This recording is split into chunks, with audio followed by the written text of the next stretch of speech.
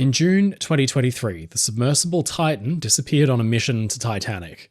All communications were suddenly lost, and the world held its breath. Days later, it became clear that the sub had imploded, and everybody aboard was killed within the tiniest fraction of a second. But almost exactly 1 year later, something interesting happened. Another submersible, one which has visited Titanic many times before, quietly had a birthday. DSV Alvin was introduced just 6 or 7 months after Kennedy was assassinated, and yet it isn't in a museum, it's still in service today. In June 2024, Alvin turned 60. It's a remarkable achievement for the sub, its engineers and designers, the pilots and the specialists who've kept it working for generations now. But naturally, it leads to the question, what is it about vehicles like Alvin that keeps them in service for decades when Titan, the newest, supposedly greatest disruptor in its field, was crushed at depth? Well, this week, a bombshell documentary by Netflix released, giving disturbing insights into the world of OceanGate, where dissenting engineers and experts were removed in almost Stalin-esque purges. Ultimately, in my opinion, OceanGate's CEO fostered a culture of blind submission and obedience. We know that now. But back in 2023, the general public, myself included, was largely in the dark. And that was by design. It's now known that when Titan's first hull cracked severely, Titanic dives were cancelled while the replacement hull was made, but the excuse for the cancellations was heavily inferred by the company at the time to be focused around changing charter ships instead. Because this Netflix documentary has come out and everybody's watching it, there's bound to be a tsunami of bad takes online. And really, in many ways, the story has been covered to death. But the thing that fascinates me is Alvin and submersibles like it. Why have they remained in service all this time? And why have submersibles, developed at the same time as Titan, proved to be roaring successes?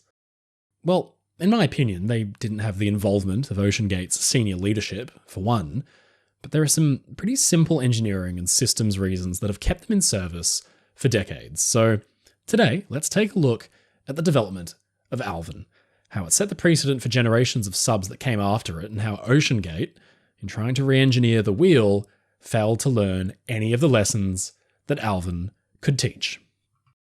Well, thank you for everybody for taking the time out of your day, whether it's morning or evening or wherever you're at, to join us here again for another update, another Titanic Expedition webinar, looking at 2023 here. This is a little scene recording of a call preparing for OceanGate's 2023 and final season. It was attended virtually by passengers of the submersible, called mission specialists by the company in a workaround of passenger certification laws, and essentially it acted as a briefing for the coming weeks. This video was sent to me along with some other interesting internal materials, anonymously by a former OceanGate passenger just a week or two after the disaster in 2023. I've held on to it all this time for obvious reasons. I've been assured that all of the material was shared in full with the ongoing investigation as well. It's mostly operational information, but about 20 minutes into it, Stockton Rush, the late CEO, says this. We do a risk assessment, covers 5 major areas where we look at things like dive location or crew issues. So, have we had a lot of long days? Are we in a new location? Is the weather worse than forecast? Is there high currents? Number of things that add risk, none of which might be disqualifying, but collectively together would be. And so focuses on where we might be looking at the most risk. So maybe it's on the vessel. Maybe we added a piece of equipment, or we had to change a thruster, or we had some other maintenance that was pretty significant. So that would be a risk factor we want to look at. Really is one of many steps that we try to take to identify where the risks are, because they're often not where you expect them. And we'll do this. We also do a survey of all the participants in the dive operation to basically say, how comfortable are you? And we found that incidents and events seem to happen, and after the fact, people say, yeah, I wasn't feeling that comfortable anyway. And so we're really trying to gauge that, where's the team feeling, where are all the participants feeling, where's the equipment, and try to look at that holistically as to, okay, what's our risk? What are we doing? Is this smart, or should we wait till we've been able to reduce the risk down? He speaks with such authority that it's no wonder paying passengers were confident in his and the submersible's abilities. But the truth is, these attempts at soothing concerns or worries were, in my opinion, completely disingenuous, because we know now that the submersible's very design was obviously flawed, and serious defects were ignored or even brushed under the rug, meaning the risks were actually exactly where you would expect them. And in my opinion, Stockton Rush was doing a bait and switch, directing scrutiny from fare-paying passengers away from the actual design of the submersible and towards things like operational routine. I'll come back to this later. From its testing in 2018 to its destruction in 2023, it's thought that Titan performed around 90 dives. But amazingly, there are machines out there that have performed significantly more, and not to destruction at that. One, in particular, is the Legend of Legends. Over 5,200 dives and countless accomplishments. It's the submersible that first explored Titanic, and it can reach depths in excess of 4 miles. That's about 6.5 kilometers. But most impressive of all is the fact that it was built and designed almost half a decade before humans first walked on the moon. Let's wind the clock back a little while. In the 1800s, science fiction writers and adventurers alike had been drawn to the allure of the deep ocean, an almost alien environment, one never really explored by humans before. Diving bells had been used all the way back to the 4th century, a kind of enclosed capsule with an air pocket that allowed the diver to breathe. In fact, they're still in use for heavy industrial work on the likes of mid-ocean platforms and oil rigs, where the bell can be lowered to the work depth with the crew inside, adjusting for the pressure all the way. The major enemy to deep-sea exploration has always been the pressure. Hydrostatic pressure, as it's known, is essentially the weight of water. The greater the depth, the more water there is above, the more weight it creates. This builds pressure that's actually hard for us to even imagine. In the deepest parts of the ocean, like the Mariana Trench, pressure can be up to 15,750 psi.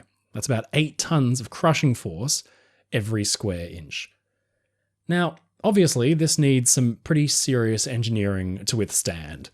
In the 1930s, the adventure engineering duo Charles Beebe and Otis Barton introduced the bathysphere, essentially a ball made up of steel about 4.75 feet or 1.45 meters across. Its walls were 1 inch, that's 25 millimeters thick, and all up it weighed over 2 tons. But what's incredible about this piece of machinery is how advanced it was for its time. Inside were oxygen tanks, a telephone with a coil and a battery charging box, chemical trays to absorb the carbon dioxide produced from breathing, searchlights with their own switch box, a barometer, humidity recording devices, and other instruments. Beebe and Barton set out to show what this incredibly advanced bit of kit could do, and in 1934 they made it down to 923 meters. That's over 3,000 feet. 15 years later, the bathysphere's successor, the bentoscope, would make it to 4,500 feet. That's 1.4 kilometers deep.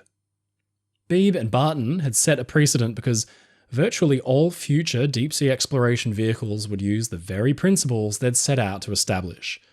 The secret to the bathysphere and the bentoscope's success was the fact they used a sphere compartment, that metal ball. Simply put, a sphere performs very well under pressure because the compression, even at its most severest form deep in the ocean, acts across its face in uniform, with no opportunity for build-up in any one specific area. Now, the bathysphere was a breakthrough. It meant for the first time humans could descend far below and see creatures we'd never seen alive before. But there was an obvious limitation to its usefulness. The submersible couldn't move by itself.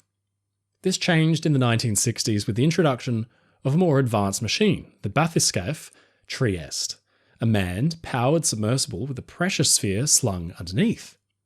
It set out to smash the depth record, and boy did it ever. In 1960, the thing made it down to over 10,500 meters. That's more than 35,000 feet, to the depth where 8 tons of pressure were acting on every square inch of the pressure hull. It was so intense that one of the portholes actually cracked with force enough that it shook the entire submersible. Now, obviously, the navies of the world saw great value in this kind of technology. In 1963, the nuclear sub USS Thresher was lost with all hands in water over 2.5 kilometers, or 8,000 feet deep, and her wreck had to be found. The US Navy bought the bathyscaphe Trieste and used it to hunt for the missing sub. Ultimately, the sub's successor, Trieste II, would play a crucial role in finding Thresher. But the precedent was set, and the US Navy was keen to invest in some proper technology to assist in exactly these kinds of missions into the future. The Trieste and machines like it just weren't maneuverable enough. But as early as 1956, there were calls for the US Navy to build its own maneuverable deep-sea craft, and in 1962, the Woods Hole Oceanographic Institution called for bids for the construction of a machine based on the designs of Bud Froelich. The contract was won by General Mills. Yes, the same General Mills that makes Lucky Charms and Cinnamon Toast Crunch, but who, at the time, had an aeronautical research and electronics division. The design called for a clever blending of the approach Beebe and Barton had taken way back in the 1930s, but provided more maneuverability. A simple lightweight shell housed the kinds of machinery you'd find on any military submarine: an electric motor and propeller for propulsion and direction keeping, a sturdy frame to support the ballast, the air tanks, and the batteries, but at the centre of it all was the personnel sphere. Relying on the same basic engineering principles as the bathysphere, Alvin's original sphere was 6 feet wide and made up of HY100 military-grade, high-yield steel, about 2 inches thick. That's 5 centimeters. It provided room enough for a pilot and 2 observers who could look through plexiglass windows. The hatch, at the top of the sphere, wasn't a natural weak point as you might imagine it would be. With pressure acting on it from the outside, it effectively acted like a wedge, and the water tightness increased the deeper the Alvin went. It's difficult to relay exactly how much testing and thought went into all of this. For 1964, this was all cutting edge, of course, and it was real pioneering stuff. In fact, 3 spherical hulls were made, just in case, but nobody was certain how well they'd perform in the real world. One of the hulls was put into a test chamber. They had originally been rated for 6,000 feet, but then the pressure was cranked up to over 9,600 feet, but the hull stayed intact, and then, with a boom, the chamber's lid blew clean off. So, Alvin was born. It made more than 70 tethered shallow test dives, and then in 1965 first made it down to 6,000 feet, and was certified by the Navy. Alvin's career is mind-boggling. In its first few years of use, it had assisted in finding a missing hydrogen bomb that had sunk to the bottom of the ocean after a mid-air collision. Alvin's work has been featured in over 2,000 scientific papers. It's given the world science community an invaluable glimpse at the most remote parts of our planet. But it wasn't always smooth sailing. In 1968, the sub sank while in transit and came to rest on the bottom of the Atlantic. Fortunately, it could be raised and it was put back into service. Alvin is such a specialist piece of equipment that the old adage, if it ain't broke, don't fix it, truly applies. And while there have been newer, more advanced deep-sea subs built since Alvin, it still works with the organisation that commissioned it back in the 60s, exploring the world's oceans. In fact, Alvin's most famous moment came in 1986, when it explored the wreck of Titanic, which had been found just the year prior. By then, the sub had received an improved, thicker and larger pressure sphere made up of titanium, about 3 inches or 7.62 centimeters thick. But interestingly, like a real-life ship of Theseus, Alvin today has received so many refits and upgrades that hardly any of the original parts still survive. Submersibles like Alvin have been the standard for decades since. The Russian Mirs are probably the most famous of the bunch. You've seen them on virtually every Titanic film and documentary from the 2000s.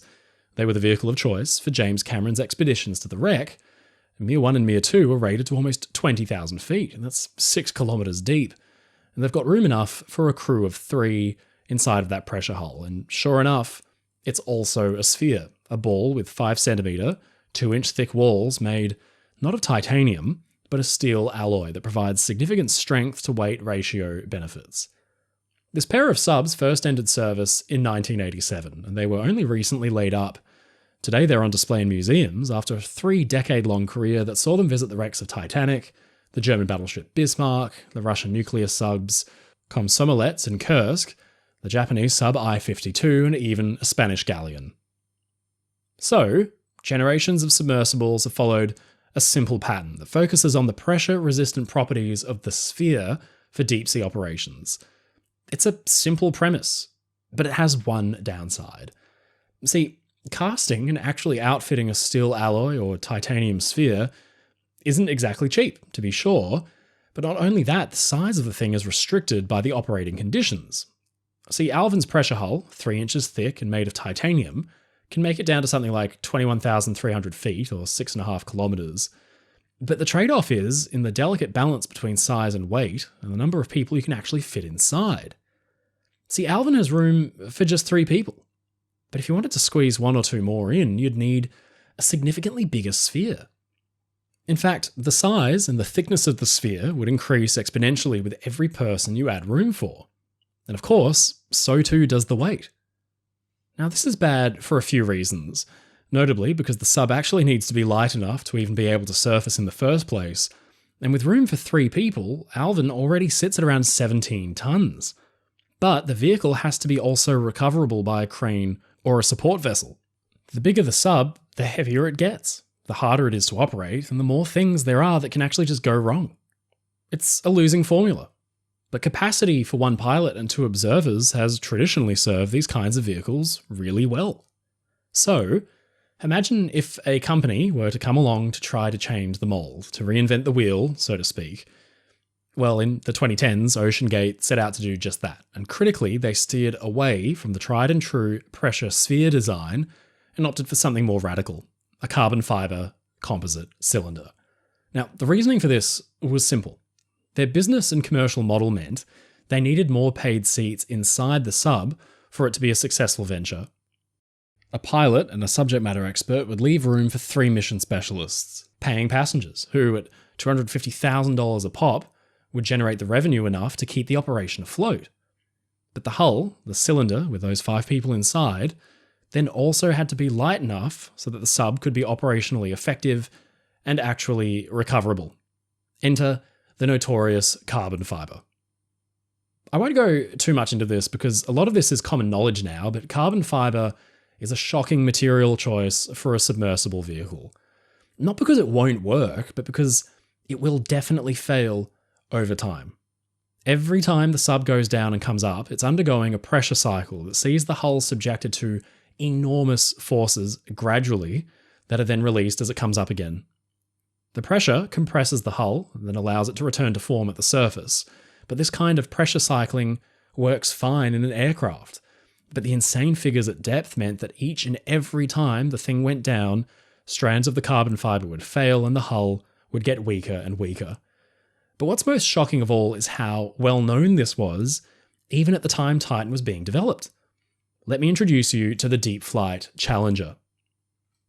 This was a submersible designed to reach the bottom of the Mariana Trench as well, and crucially, it was the first in history to be built with a pressure hull made up of carbon fiber bonded with epoxy. Testing began way back in 2007, but by 2014, an inescapable conclusion had been reached. Deep Flight Challenger's hull was good enough only for single use. Its new owners, by then Richard Branson's Virgin Oceanic, realized that repeated cycling would weaken the carbon fiber hull with every single dive. In fact, the craft had been designed originally with single use actually in mind. The company's president said that, quote, "The problem is the strength does decrease after each dive. It is the strongest on the first dive." That should have closed the chapter on carbon fiber composite submersible hulls. And if OceanGate's senior leadership had fired up Yahoo News in late 2014, they'd have seen this article, which said, plain as day, "Safety is likely the main concern. Deep Flight stopped backing the project after Virgin announced that it would attempt 5 dives, since Challenger was only meant to survive 1. It didn't want to be attached to expeditions that could easily go wrong." Today we know, and the Netflix documentary shows, that for OceanGate, the repeated concerns over the use of carbon fiber in such a vessel were raised and ignored again and again. But it's shocking that a similar project's safety issues were so plainly and obviously ignored when the writing was on the wall, even before Titan was even a thing. OceanGate began seriously building Titan about 2 years after Deep Flight Challenger was shelved, even though they'd be made of similar materials. In fact, the company that made Challenger's hull would then go on to make Titan's first hull as well. But probably the biggest red flag, and one of the worst of OceanGate's many sins, was the decision not to have Titan independently classed In this rather helpful article written by the company themselves, they address this very issue, saying this: classing agencies only focus on validating the physical vessel. They do not ensure that operators adhere to proper operating procedures and decision-making processes, two areas that are much more important for mitigating risks at sea. It ends with this: classing is not sufficient to ensure safety. Classing standards do have value, but by itself, classing is not sufficient to ensure safety. In part, this is because classing does not properly assess the operational factors that are vital for ensuring a safe dive. This shocking and complete disregard for the actual classing and safety of the physical design of Titan is really at the core of the venture's failure. It comes off as a bitter, kind of cynical attempt at waving away any concerns and focusing instead on maintaining a, quote, focused corporate culture. Something we know now that OceanGate certainly didn't maintain anyway, since all of the internal critics were duly dismissed. Remember that bait and switch I mentioned at the start of the video? Well, this was it. Fare-paying passengers were intentionally directed away from scrutinizing the design and engineering of the submersible and the inherent risks that carried. Instead, they were shown a squeaky clean safety approach to risk management in the operation of the sub, the day-to-day systems and the routines that kept it in the water. Now, no criminal charges have been filed surrounding the Titan tragedy, but in this simple YouTuber's opinion, there's a smoking gun here for an entire organization that attempted to mislead its paying customers at nearly every step of the way, to the point they were comfortable with signing a waiver that warned of the potential for their own deaths. When quizzed about the design of the Titan, Stockton Rush said this: "I think it was General Douglas MacArthur who said, 'You're remembered for the rules you break.' And I've broken some rules to make this. I think I broke them with logic and good engineering behind me. The carbon fiber and titanium, there's a rule you don't do that. Well, I did." Those rules, by the way, are the same rules that have kept submersibles like Alvin in safe service for 6 decades. The Titan was a tragedy, years and years in the making. But I think what makes it so infuriating is how obvious the danger was, how well studied and recorded the performance of carbon fiber pressure hulls was within the deep sea exploration community. Another venture had declared publicly that it would not proceed with a carbon fiber composite hull for the exact reasons that led to Titan's destruction. As a design, Titan worked. It could dive far down, but only so many times. That's the critical point. By comparison, there are designs like Alvin that have worked for generations. We know why they work. We know how pressure at depth works, and we also know that carbon fiber is not a good material for this job if you want to do more than one or a handful of dives. At the same time Titan was being built and tested, another deep-sea vehicle was under construction. Then called the Limiting Factor, now known today as the Bakunawa, it holds the record for the deepest dives in all 5 of Earth's oceans. And guess what? It uses a spherical hull, 3.5 inches of grade 5 titanium alloy, and it's commercially certified. Vehicles like Limiting Factor can trace their ancestry directly all the way back to the bathysphere of the 1930s.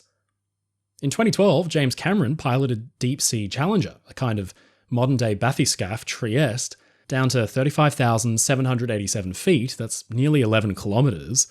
Now, these are the kinds of vehicles and entrepreneurial teams and leaders that really push the boundaries of what humans and engineering can accomplish down there.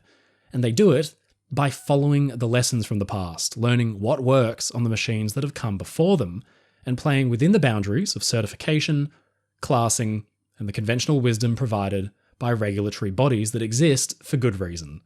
To do anything other than this would be foolish in the extreme, a kind of hubris that is difficult to put into words.